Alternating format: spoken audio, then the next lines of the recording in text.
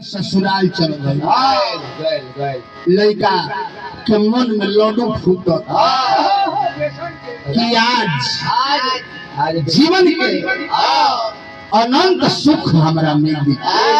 कुछ खर्चा हो लेकिन आए है लेकिन लड़का के का पता कि दूसरे खिचड़ी पाकत।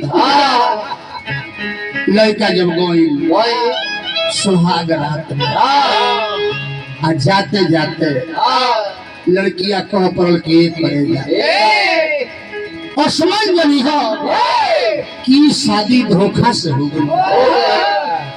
लड़की धोखा कैसे धोखा रे? निमने से बारात लेके गई, निमने से तेरा मांगी में सिंदूर कैनी, निमने से विदाई को कहली। ई धोखा कैसे? तो कहती है कि बुरा मत मनी है। दिल दे के आई बानी, दिल दे के आई बानी राजा नहीं हाल में। दिल दे के आई बानी राजा नहीं हाल में। दिल दे के आई बानी राजा नहीं हाल में। दिल दे के आई बानी राजा नहीं हाल में।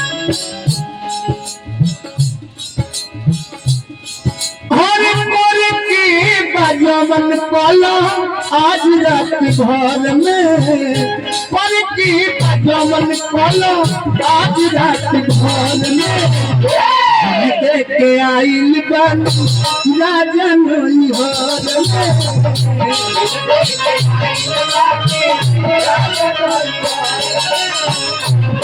देख के आइल बन राजा नहीं हार में।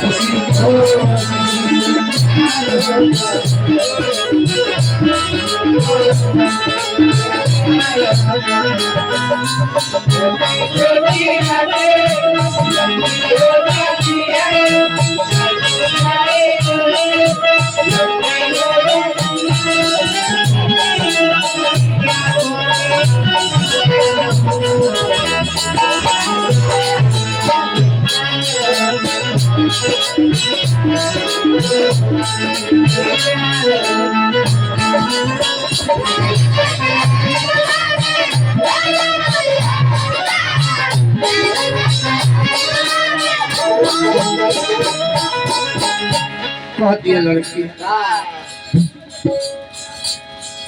हर कोई से के भूल जाए बचपन के प्यार के। हर छुई है बदनिया राजा बनिया संभाल के।